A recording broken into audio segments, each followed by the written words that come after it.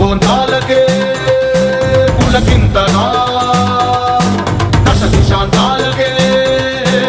ఒక వింతగా కదిలాడు ధరణికే కాంతిమయుడు కరుణాంతరంగుడై ప్రణవధరుడు